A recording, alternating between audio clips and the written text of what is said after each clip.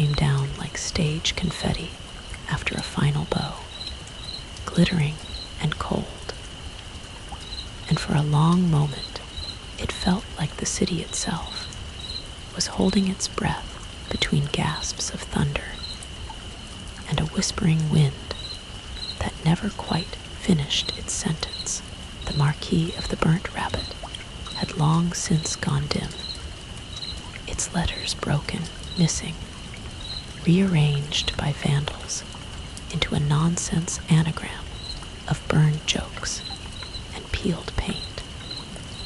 An ossuary of nights no one wanted to own anymore. Inside, the air kept the smell of old smoke and spilled liquor. Dust hovered in sheets like gauze over a wound. And somewhere under it all, the scent of copper and rot lived like a secret spoken once and never forgotten. This was where they said she vanished. 2 days swallowed by the dark between beats. And this was where they found the magician after. A skull broken like a trapdoor that wouldn't close. His chest opened as though some audience had demanded proof of the trick. And the knight obliged with a butcher's hands. The title promised a tragedy, but the truth was crueler. The tragedy unfolded the way all stage disasters do, slowly at first, and then all at once.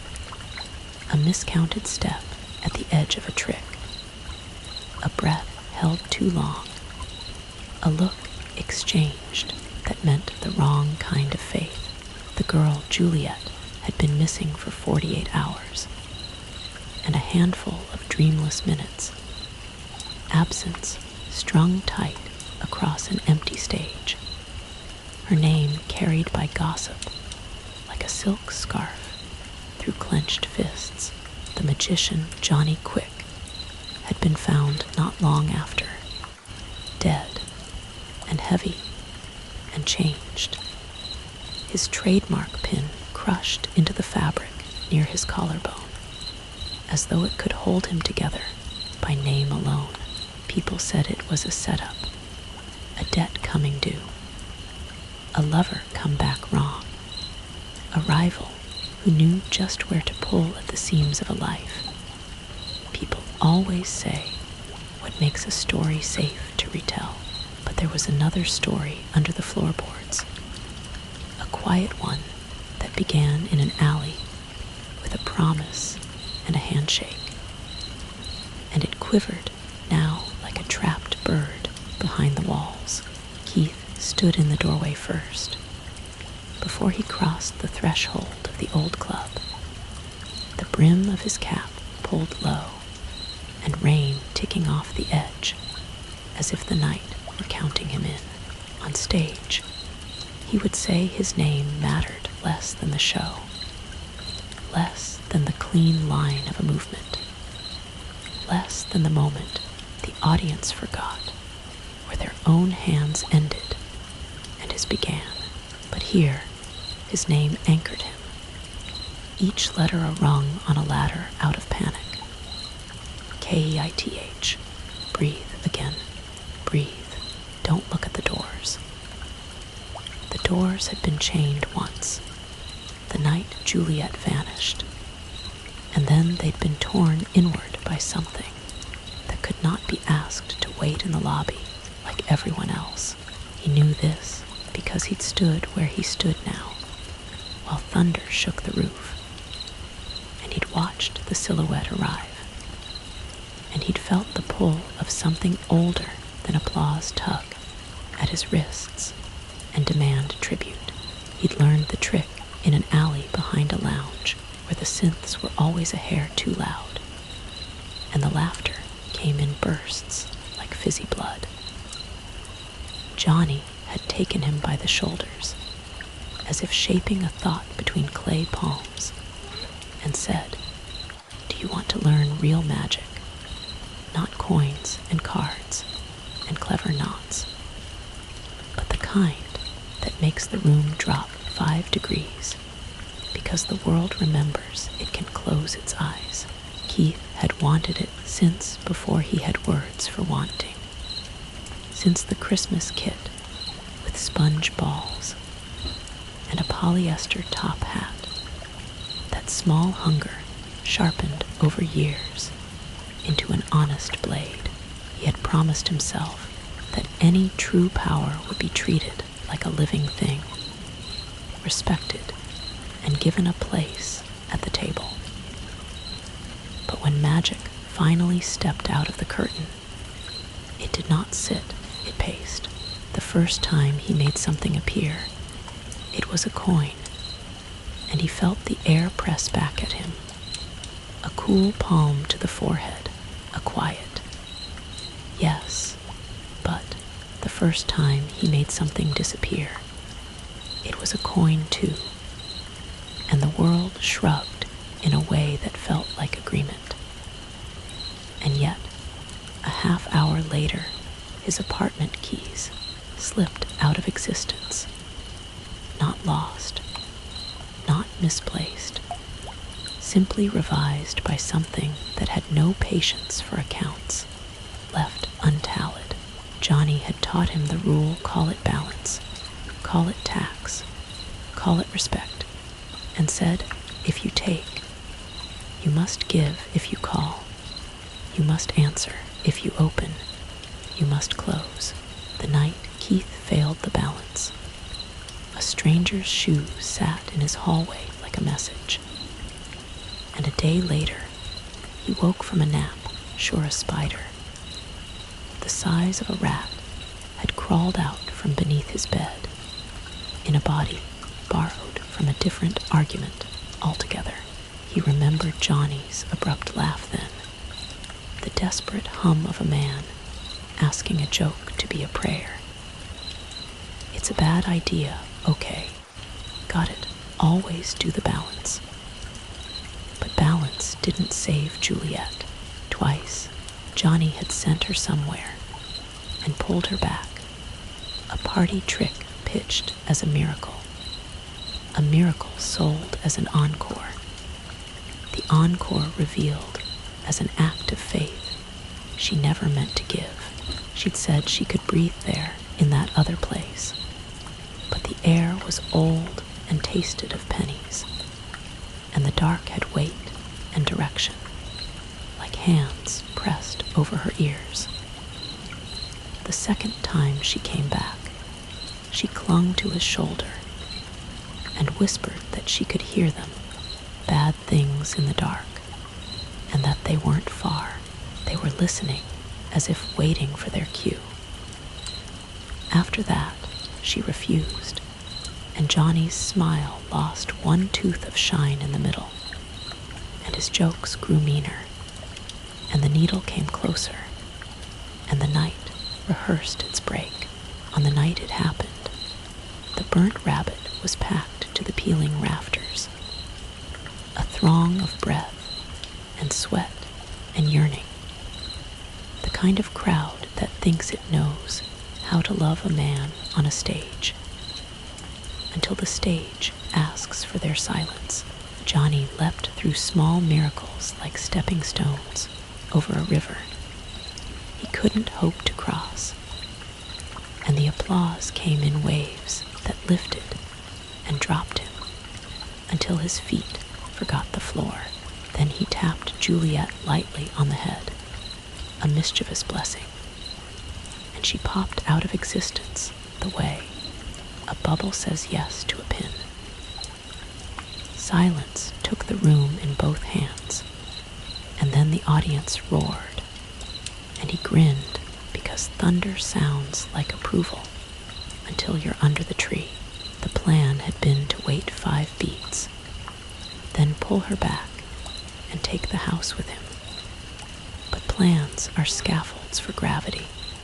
He stumbled, fell, and when he opened his eyes, the world had skipped 48 hours like an inconvenient track.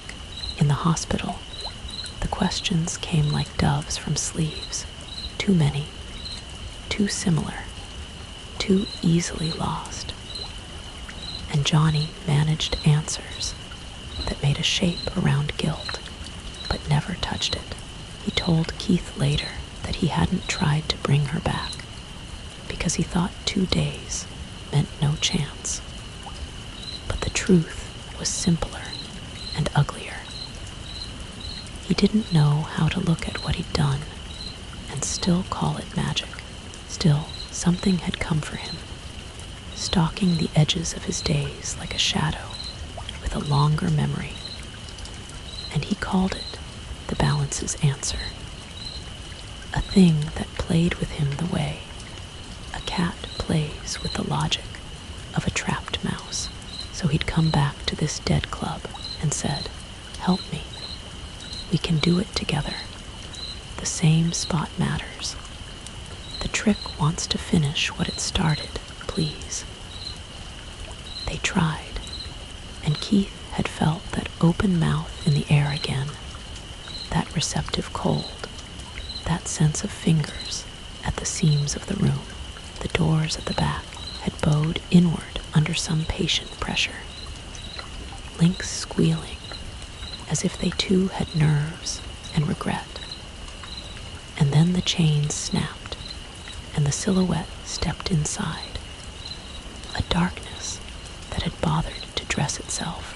They kept pulling, breath matching breath, heartbeat to heartbeat, and something gave, the world deciding to be generous for one terrible second.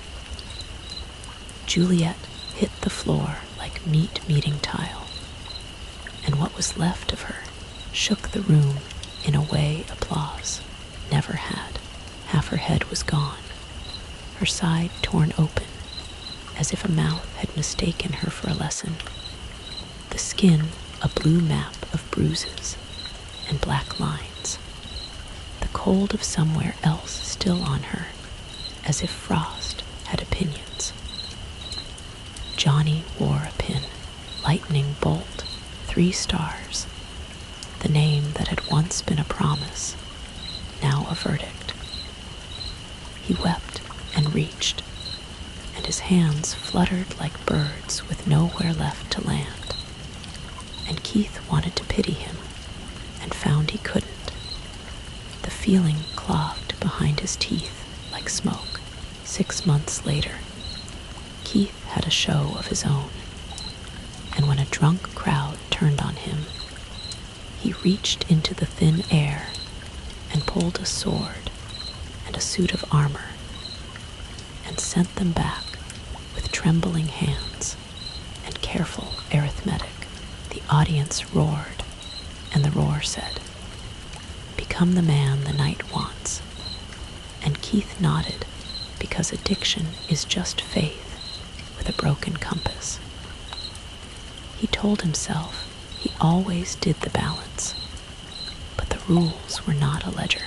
They were weather shifting, and he woke sometimes sure that something had been sent to him in trade that he hadn't recognized by its wrongness. When they found Johnny, they said no suspects, no signs, nothing to hold except the old rumor that a man can summon his own judge if he speaks without counting. Keith told himself a simple story about a self-destructive man and the last step off a lonely stage. But at night, he dreamed of a pit and a hand that reached up polite as an usher and asked for his ticket. He woke to a knock at the door, soft and patient, like a queue that refused to miss its entrance. Outside, the hall breathed, a mouth that wanted an answer. Keith stood, and the room tilted, and somewhere in the burnt rabbit, a long, quiet lighting rig creaked, as if changing its mind. He reached for the handle, because he'd always been the kind of man who opened things, who made a life of pulling truth from behind curtains. But his hand trembled, as if it knew a new definition of reveal was waiting. The knock came again, 3 taps learned from the exact rhythm of applause dying. He opened the door into a darkness that smelled faintly of cold metal and old breath. And for a moment, he saw the suggestion of a shape, not large, not small, simply confident in the space it occupied.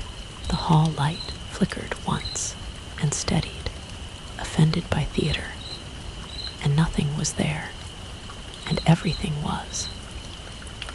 Keith closed the door slowly and pressed his forehead against the wood, counting to 10 the way a man does who knows 10 is too small a number to save him. Somewhere the rain kept time. Somewhere else, a woman's voice said, "I can hear them in the dark, bad things," and the dark laughed through someone else's lungs. The phone on the table buzzed with a message he didn't want to read yet. A venue confirmation. An extra show added. Sold out.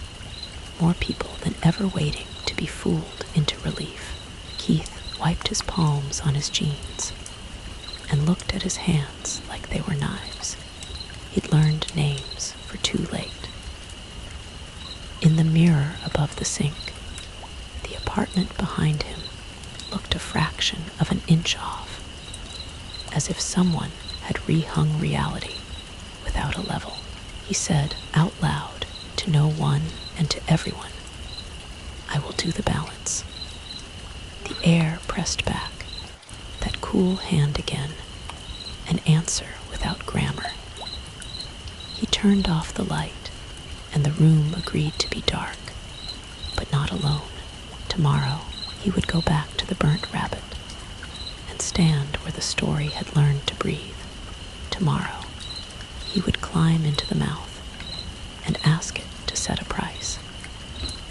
Tonight, he would sleep if sleep let him, and he would dream of chains straining, and a silhouette that refused to hurry, and a girl who spoke from an old cold place, like a secret that had finally decided to be true. Morning came grudgingly, a gray smear that dragged itself over the buildings and left everything a degree colder, like the city had been rinsed and not dried. Keith dressed with the precision of a ritual he didn't want to admit was a ritual. Each motion parts of a sentence, he hoped, would read as apology when the world looked back at him and asked for grammar. The drive to the burnt rabbit cut through neighborhoods that smelled like frying oil and wet newspapers, and he caught himself scanning every reflection for anything that lagged behind its source. Any picture that did not keep time. Twice, he saw nothing and felt watched. The kind of watched that suggests attention is not always a gift. At a light, he stared at his hands on the steering wheel and remembered the first time Johnny talked about rules, how a man's voice can sound both confident and lost if grief is camped in the back of his throat. He parked in the alley that had once been his classroom. The asphalt there, pocked with old gum and layered stains that mapped arguments between knights and vans and broken bottles. The door to the club creaked in a manner he refused to call dramatic and opened onto a room that had not changed in 6 months, which is its own kind of change. The stage wore a film of dust, fine as chalk. Footprints wrote a short poem across it, the ghost writing of 2 men who had mistaken desperation for courage. He climbed the steps and placed his palms on the boards, the way a penitent touches the altar, and he said the words Johnny had made sound simple, the syllables falling into his mouth with a stranger's ease. The air answered the way it always did when it was listening, by failing to move. Keith drew a coin, small and bright, a harmless rehearsal for the real request. It slid between his fingers, with that little hiss metal gives the skin when it wants to be believed, and he swallowed hard, made it vanish, and reached for something of equal weight in the mind of whatever kept score. A button, tarnished, fell to the stage at his feet, stamped with some forgotten uniform's insignia, a lightning bolt and 3 stars, a cruel echo of a name that wouldn't mind being invoked. He pocketed the button without looking at it, because there are some acknowledgments you make only in the muscles, not the eyes. Then he began the real work, the slow, steady gathering of a shape he could not name out loud, without risking it arriving from the wrong direction. He said Juliet in his head the way a diver says air, not with lips, but with the bones. He pictured the exact silver of her bracelet, the thin scar near her wrist where a cat had argued with her once, the dimple that arrived like a surprise when she insulted a crowd and made the insult feel like a sweet. He remembered the way she'd stand just out of the spotlight and breathe like the light itself was something you took into the lungs carefully, in small sips. He made space for her in the room by stepping backward, as if offering someone a seat, and the air kept refusing to move, and that felt like a tension. The first tug came low in his forearms, a small ache that ran to his thumbs, and then to the hollow at the base of his throat, and he almost said please out loud. A sound in the back, near the doors, stopped him. It wasn't thunder this time. It was the particular complaint of chain links remembering their bad night. Keith glanced up and saw the double doors sit still and stubborn, and a breath left him. He hadn't realized he was guarding. He went back to the work and felt a second pull, stronger, and the stage groaned under his feet as though wood could resent an ask. He set his jaw and did the balance, not with a coin or a button, but with a piece of himself. The day he'd first tried a cigarette behind a bus and hated it, but finished anyway. The first lie he'd told to get a booking. The last look his father had given him that said be someone. And then had to watch him choose an audience instead. There is a kind of payment that tastes like blood behind the teeth, and he made it without ceremony. The air bit down, and the world answered, but not with Juliet. A shape peeled itself out of the dark near the wings, and paused, tasting the room the way a tongue tests a chipped tooth. He did not look directly at it, because some things should be recognized sideways, like grief and constellations. The shape took one step and stopped as if that step had been the point all along, a message delivered by motion. The stage light above him trembled, flickered, steadied, and he felt an old instinct say, close the curtain. Close it now, even if it's your hands doing the closing and nothing else. Juliet, he whispered, and the whisper took his mouth and left splinters. The shape breathed, and Keith tasted metal and cold and a speck of mold, a basement palate on a winter tongue.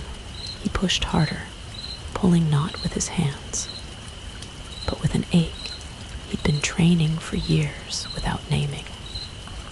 The ache of the perfect trick, of an audience held tight and safe in a lie that let their hearts feel honest for a minute. The stage floor answered with a soft drum, like something set down carefully after being carried too far. Keith opened his eyes.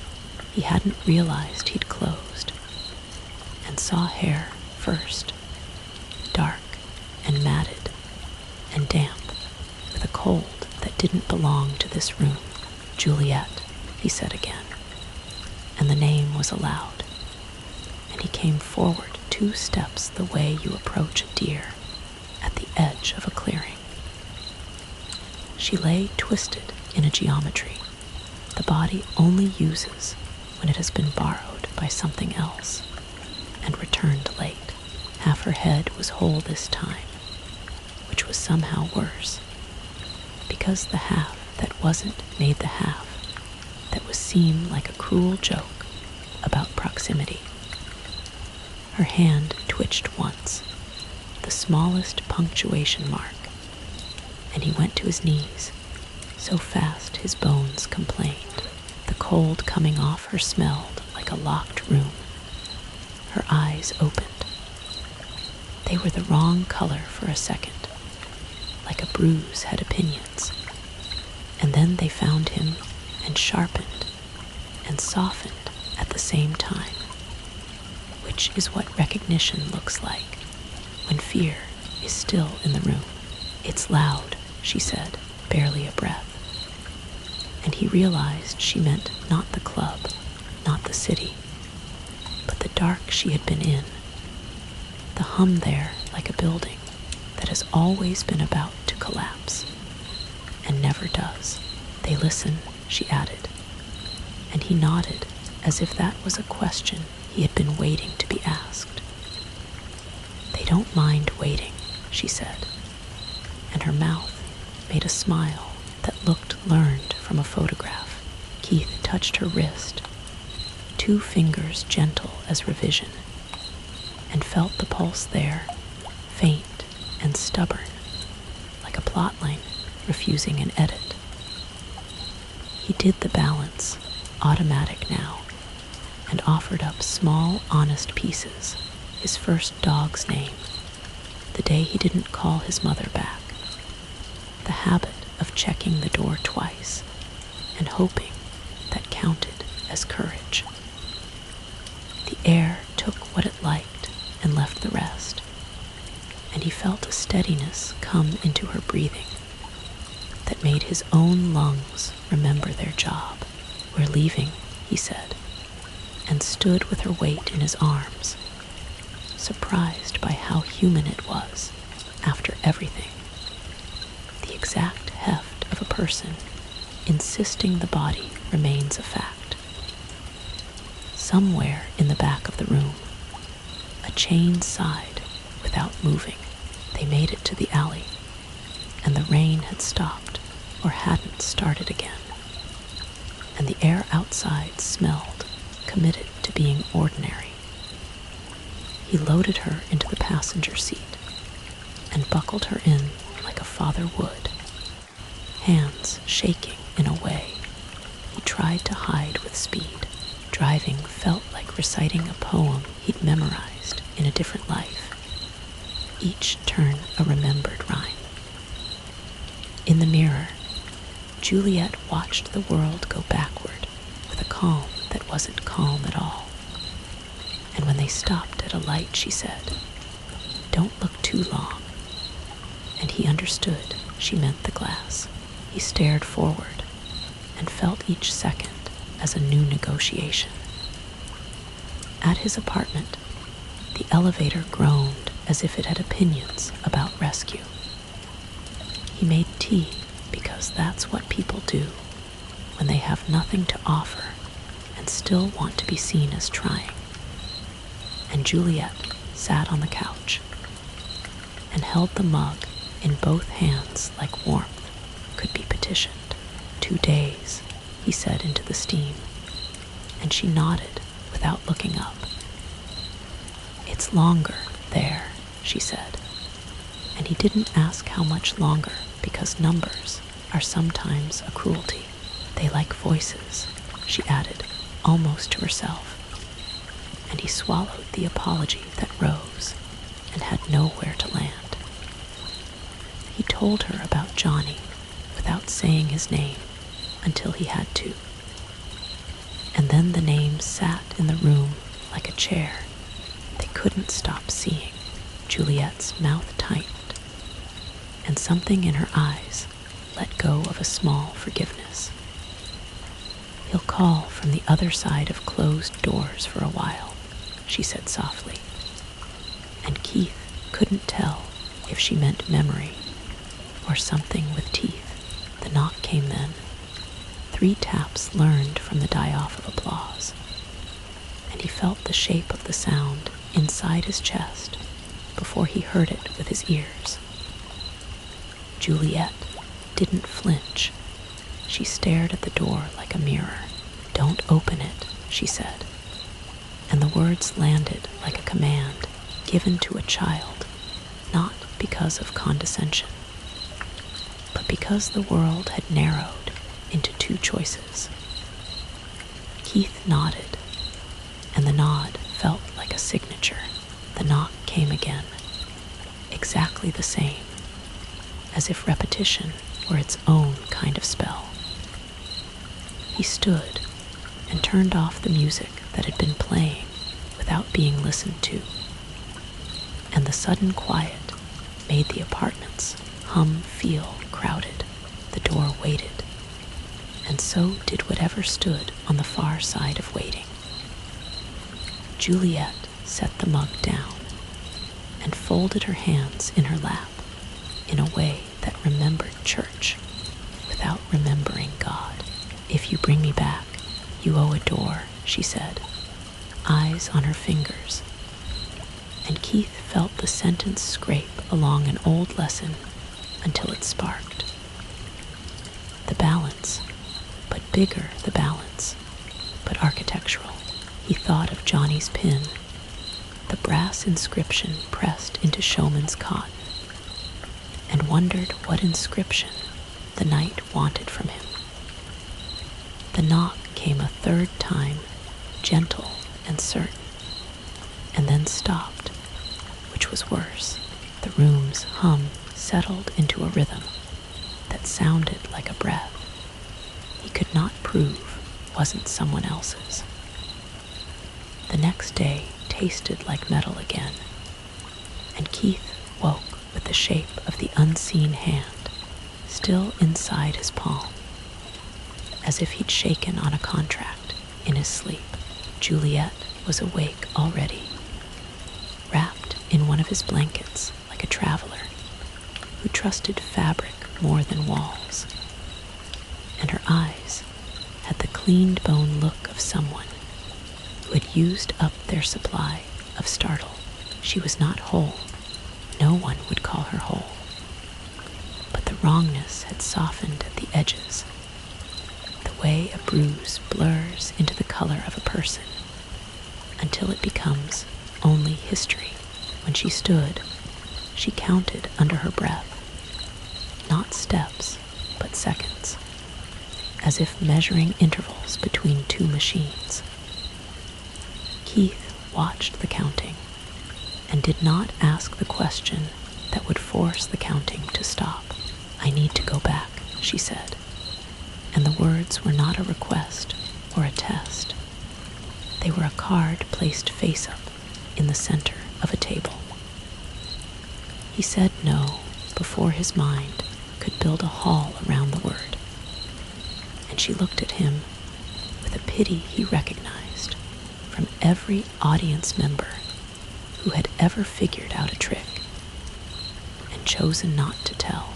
"You brought me across," she said, "but you didn't pay the door." He wanted to argue that he had balanced, that he had offered up slices of his own small sins, that he had been careful the way children are careful with with breakable boxes. But the sentence in her mouth made the rules taller.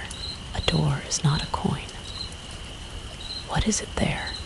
he asked finally, and Juliet's mouth thinned a fraction, the kind of movement you notice only when you've been staring too long and are willing to be accused of it. "Dark," she said first, and he waited. "Not empty," she added, and the word came with a shiver that none of the room's air currents could claim.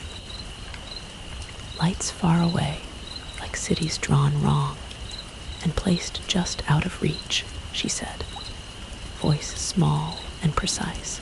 "They're patient," she finished, and that was somehow the worst of it. He made breakfast because that's what people do when facing theories that might be mouths. She ate slowly, as if food had rules there, and she was renegotiating them here. They spoke of ordinary things, with the careful hands of thieves, returning stolen time to the exact shelf. It had been taken from grocery lists. Rent, the way the city always smelled like rain, even when it hadn't earned it. Between sentences, the silence took notes. When the plates were in the sink, he said the thing that had been walking the room's perimeter all morning. "Johnny's dead," and Juliet closed her eyes for the length of a long blink. "He left me," she said, so flat it made the word left hurt differently.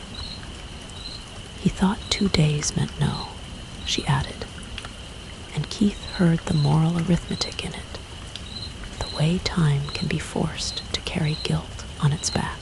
"He brought me before," she said, and the before in her mouth had both fondness and the acid that eats fondness.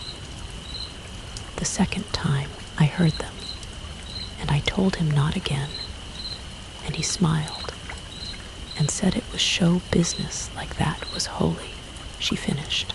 Keith wanted to say he was sorry in a way that moved any dial at all, but apology is a tool that fits only certain screws. "We have to pay the door," she said, and set her mug down in a deliberate way that made the table feel like a stage. He nodded and felt the nod turn into a plan before it could become doubt. "The burnt rabbit. Again, the same place matters," Johnny had said. Some tricks like to finish their own sentences. He gathered what was needed: candles. Not for belief, but for boundaries, chalk. Not for circles, but for names. Water, because water is the only thing that remembers both falling and stopping. Juliet wrapped a scarf around her throat and stood without swaying, and Keith pretended not to notice the pretend. They arrived before noon, and the club's darkness felt thinner, like sleep rubbing its eyes. On stage, Keith drew a rectangle with the chalk, the size of a real door, and Juliet watched him with the attention of someone watching a bridge being assembled. "This isn't about corners," she said gently when he started to square it, and he stopped, embarrassed by how quickly habit had become theology. He erased the angles with his sleeve and drew again, not a picture, not lines, just an invitation in the shape the air likes. The candles went at the hips of the space, and the water in a shallow bowl at the threshold, and names around the frame, not theirs. "What names?" he asked, and Juliet said, "Things that exist even when you forget them." And so he wrote: hunger, tide, rust, echo, sleep, dust, hinge.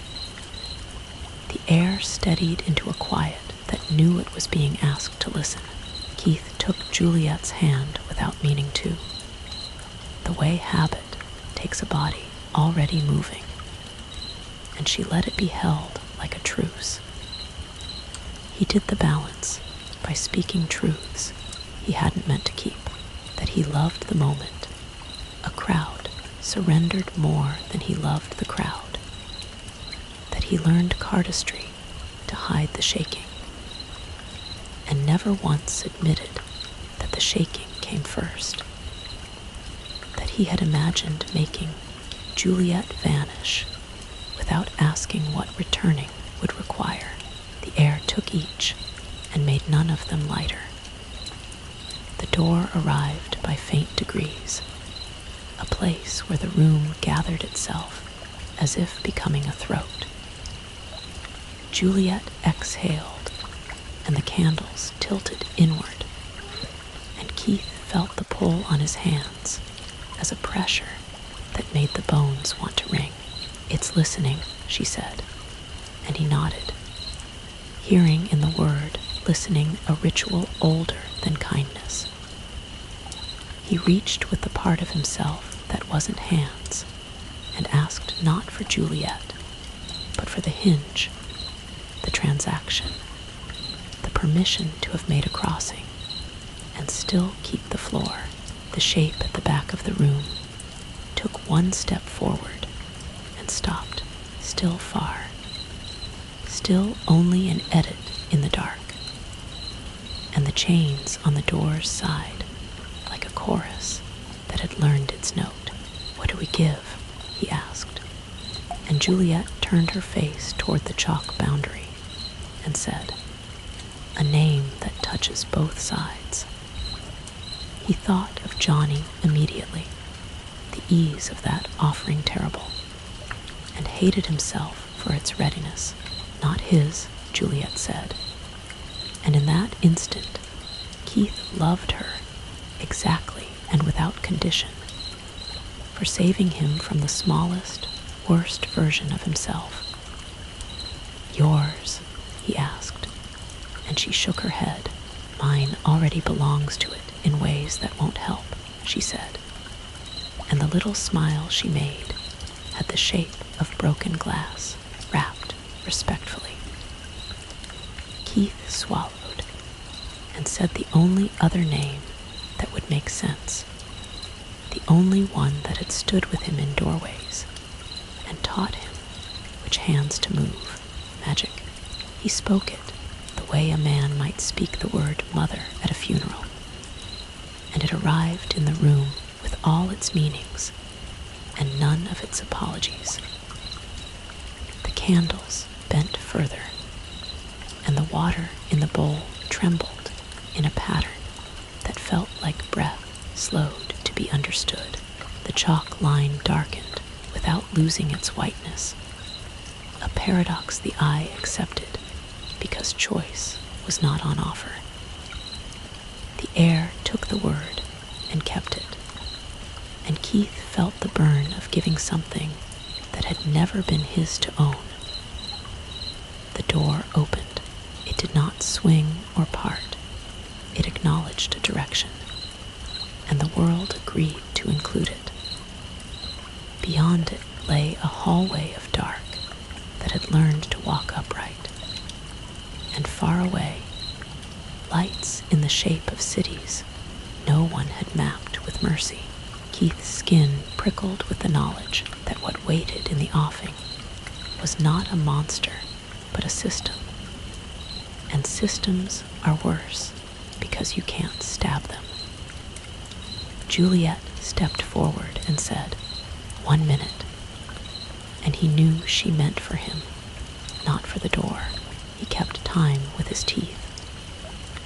30 seconds, and the air grew colder in a specific way, like a memory that refuses to be recollected without interest. 50 seconds, and something in the back of the club moved in a manner that suggested appreciation. At 61, Juliet returned, the dark letting go without reluctance, and she was carrying something small and silver, a locket that had not been hers. "Balance," she said, and set it in the bowl of water, where it sank without bubbles, as if water had been told beforehand to expect it. The door closed the only way doors should, by deciding not to exist. Keith released a breath that had been holding his ribs apart, and realized his hands ached the way hands do after applause. Even if no one had been there to give any, Juliet sat on the stage with her legs dangling into the orchestra pit and stared at the place where the air had admitted it could be more. "They wanted a word," she said, "and you gave them one that hurts you." Keith nodded and felt the hurt like a seat he'd chosen. He helped her up, and they walked toward the doors, as if leaving early might insult the night less. The chains shivered on their own, and then were still, and the alley light outside looked honest in a way fluorescent bulbs rarely manage. In the car, they didn't speak, and sometimes silence is not a wound, but the bandage. Back at the apartment, the elevator did not complain, and Keith pretended to take that as a blessing. The knock did not come that night. The shows multiplied because success is greedy, and Keith found himself moving through evenings like a man, politely ushering his own shadow. He swore to keep the real work off the stage, to use only the old arts of deception, where deception did not ask the world to comply. And for a week, the world allowed this compromise. The crowds grew louder and kinder, which is its own danger, and he felt the tremor in his hands, quiet into a purr that sounded too much like contentment. He became good at refusing the call to pull real things from the thin places, and refusal felt like victory, until it began to feel like an insult to something that knew his address. The knock returned on a Tuesday, late, 3 taps, and then a breath held against the door, the kind of held breath the body recognizes as not its own. Juliet had begun to laugh again, not big laughs, but the little ones you find under cushions, and Keith let himself believe that meant time had consented to resume. She still counted without meaning to, and sometimes her eyes tracked things that were not there. And once he found her in the bathroom with the shower on, not in it, listening to the water like it was a radio. She said the dark had a frequency, and the water had one too, and sometimes they harmonized briefly, and she could hear what wasn't meant for her, but had become hers anyway. He wanted to ask what she heard when they aligned, but he didn't, because answers demand debt. Instead, he made tea and brought it to her, and watched the steam lift like soft white flags. That Tuesday, she woke him before the second knock, her hand on his shoulder, not urgent, just exactly enough. "They want the other side of what we gave," she said, and he understood that the word magic had 2 faces, and he had offered only one. "Trick," he said, and the word tasted cheap until Juliet nodded and made it expensive again by agreeing. He dressed in the dark and put a deck of cards in his pocket, not for use, but for nerve. And they drove to the club as if they had a key they didn't own. The burnt rabbit received them with the dignity of a condemned building, already rehearsing the wrecking ball. On the stage, they drew no lines. Keith stood center and let the room have him, and the room took him like a man takes a confession he did not ask for. "We gave you magic," he said into the air, "and we asked to keep trick." And it felt absurd and profound in equal measure, the way marriages and treaties do in their first minutes. The air did not move, which by now they knew was a sign of interest. Keith emptied his pockets. A coin, a card, a ring he wore for no reason but symmetry. All the symbols of the honest lie. Juliet stepped behind him, not as an assistant, but as a hinge, and placed her palm between his shoulder blades, and he felt her counting. He spoke the names again, not of forces, but of acts: misdirection, flourish, patter, reveal, reset, applause. The candles they had not lit this time flickered anyway, offended and helpful, and the water in the bowl they had not filled gathered itself from the air on the stage's lip. "We want to keep the human parts," Juliet said quietly, and Keith realized he had never loved anyone more than in that sentence. From the back of the room came a sound like a chain, reconsidering its job. The shape stepped forward, closer than it had ever come, and stopped again, as if closeness was its syntax for assent. Keith felt something in his chest loosen, a knot that had thought itself permanent, and he allowed himself one small breath that might have been hope. Then the lights above them popped in sequence, not out, but brighter, one by one, until the stage wore a crown too heavy to endure, and he understood the mistake. The room wanted not trick kept and magic given. It wanted both owned, both named, both due. Debt is an ecosystem. The door arrived again unasked, a mouth forming mid-sentence, and Juliet's fingers dug into his back hard enough to mark. "They want us to play," she said, and Keith heard the plural in a way that made his teeth hurt. "We can't win," he said, and she didn't disagree. "But we can finish," she said, and the word finish had a sound to it he did not enjoy. He faced the dark and did what he always did when cornered. He performed. He told a story about a boy who loved silk flowers and small rabbits and a hat that felt like permission. He told a story about a man who found an alley and a teacher and a rule that believed itself a kindness. He told a story about a girl who learned that applause has an aftertaste and chose not to swallow. He spoke until the room could no longer pretend it wasn't listening.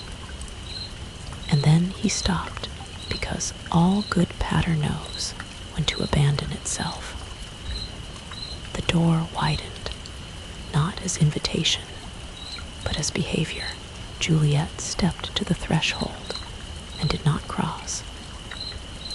"I hear them," she said, and the way she said them made Keith think of catalogs and directories and long lists that never end. He took her hand again, and she allowed it, and they stood like that, a small defiance in a large mouth. "We pay," he said to the dark, and the dark agreed by remaining. "We keep what makes us," he added, and the dark answered with a sound like a coin turning on a table forever. The payment was not a thing they could hold, was a vow, and vows cost blood even when you don't bleed. They promised not to call the door except to close it, not to take without telling the world first what size the hole would be. They promised to count out loud when they crossed good luck, and to name the silence afterward.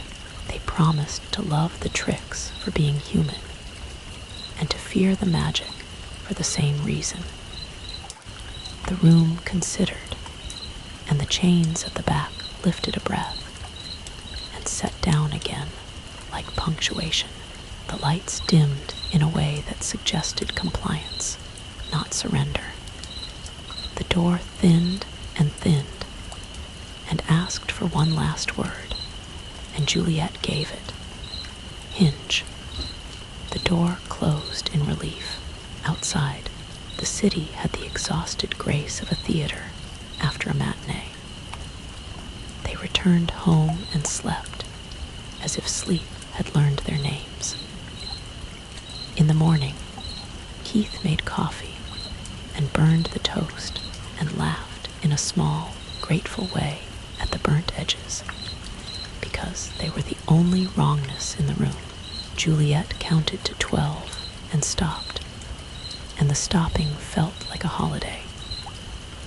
The knock did not come that night or the next. Keith did not trust the quiet, but he tried to be polite to it. The call about Johnny came not as news. News had been done, but as paperwork, a thing to sign, a box to check, a sentence to acknowledge on a screen. Next of kin could not be reached. Do you have information to share? Keith sat with it open and did not type.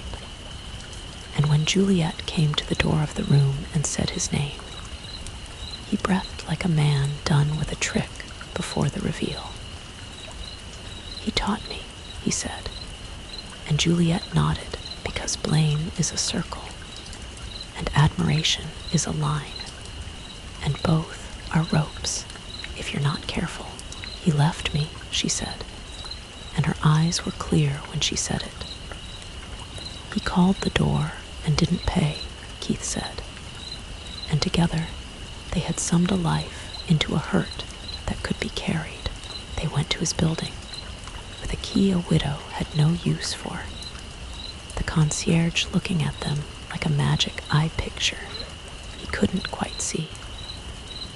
Inside, Johnny's condo smelled like the metal of a mouthpiece, like a trumpet before the music, like coin flip air.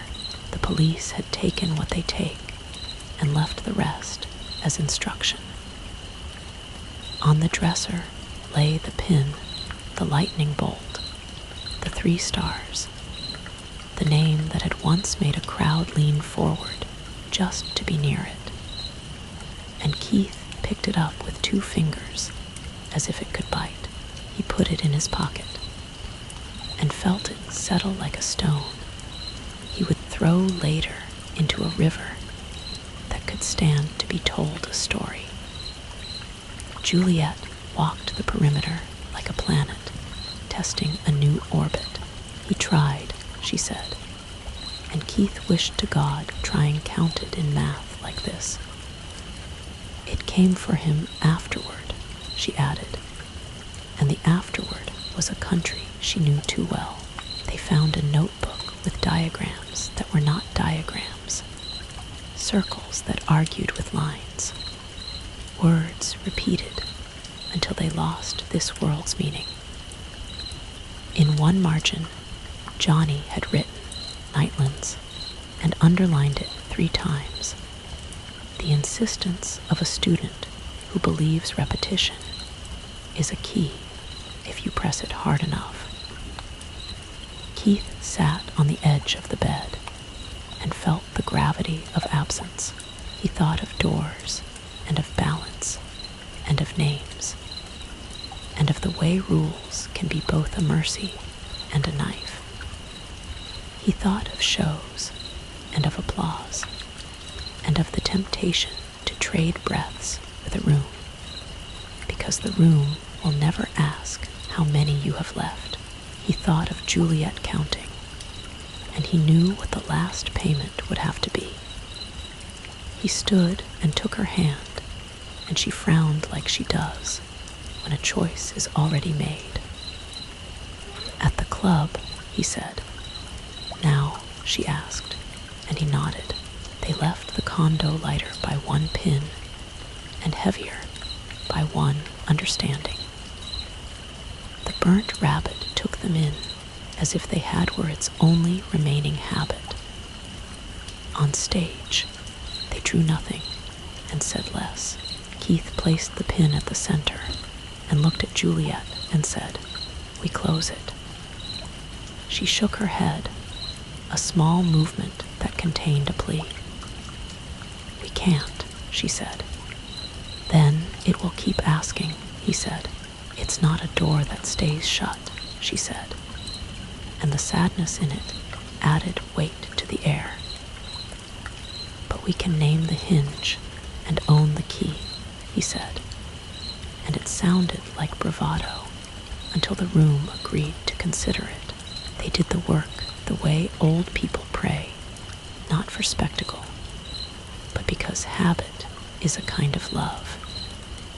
He spoke the names again, but this time added one he had never offered, his own, not as apology, but as collateral. The room leaned forward. Even the dust seemed to suspend its own fall. Juliet squeezed his hand, and in that pressure, he read a paragraph about fear and choice and the difficult luxury of being alive. The door arrived not as mouth, but as page. Words waited in the margins. They had drawn across nights and let them be read. Keith understood then. All along, he had been auditioning for the wrong role. He was not the illusionist, but the hinge. The hinge doesn't move much. It allows movement. He felt a calm that had no comfort in it. "Take me," he said to the room, to the nightlands that listened like a teacher who has stopped believing in grading. Juliet's hand tightened and then didn't. "Balance," Keith said. "No," Juliet said, but quietly. "Yes," the room answered, and the air pressed like a palm to his sternum. He turned to Juliet and said, "Count for me," and she did, because love is sometimes arithmetic. He stepped into the place where the door had learned to be, and felt cold that did not sting, but instructed.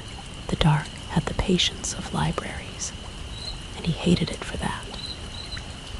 Far away, the wrong cities burned their lights, and somewhere things he refused to call creatures, because creature implies accident, turned to listen.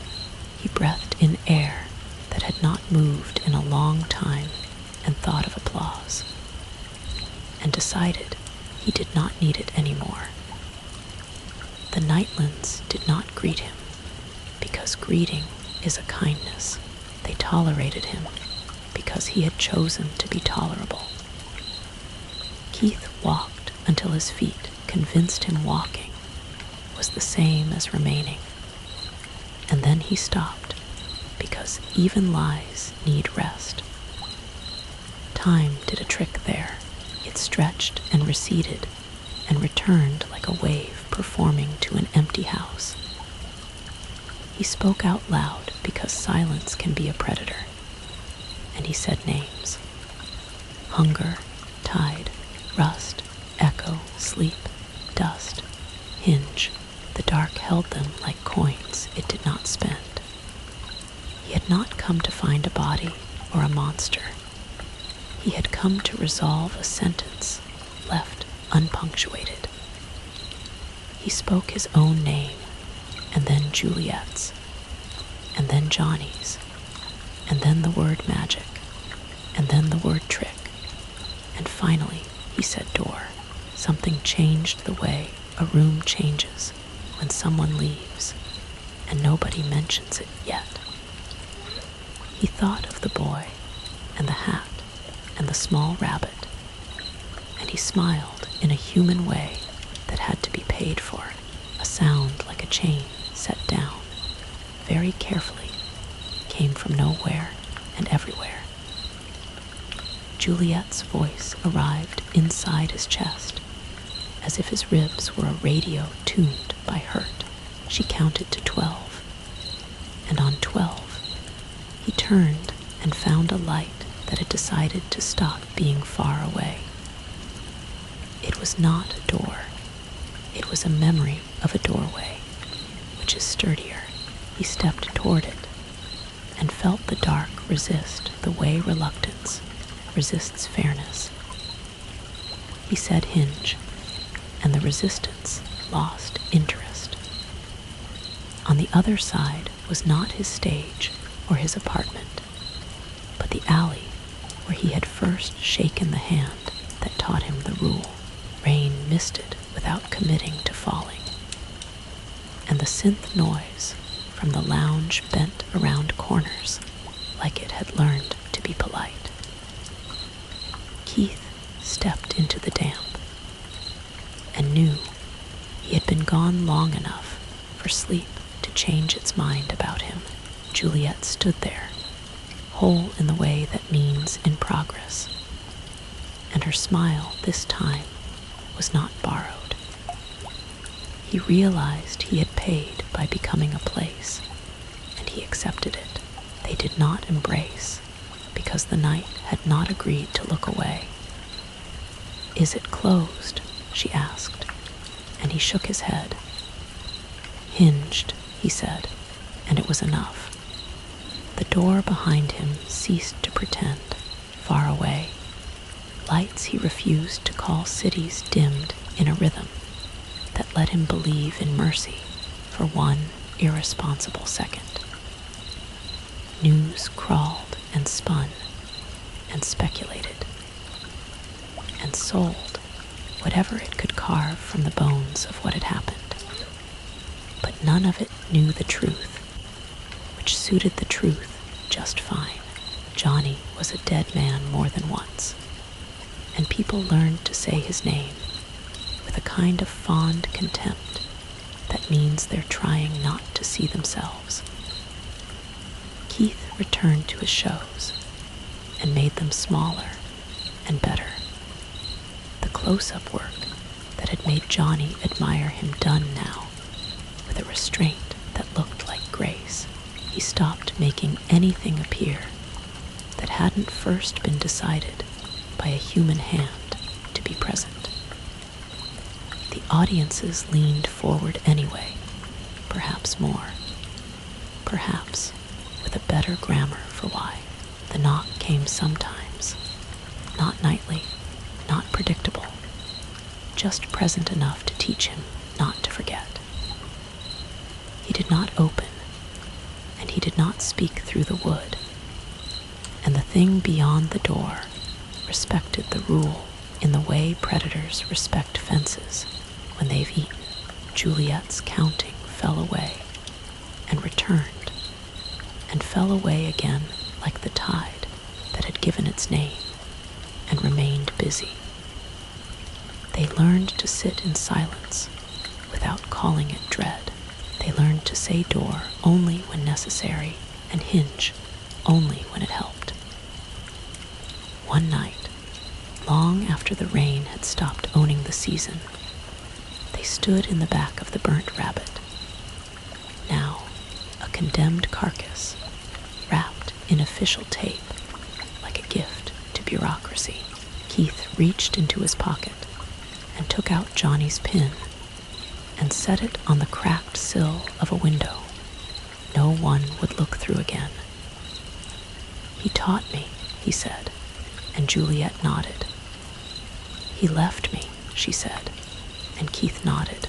"We paid," they said together, and the sentence finally ended.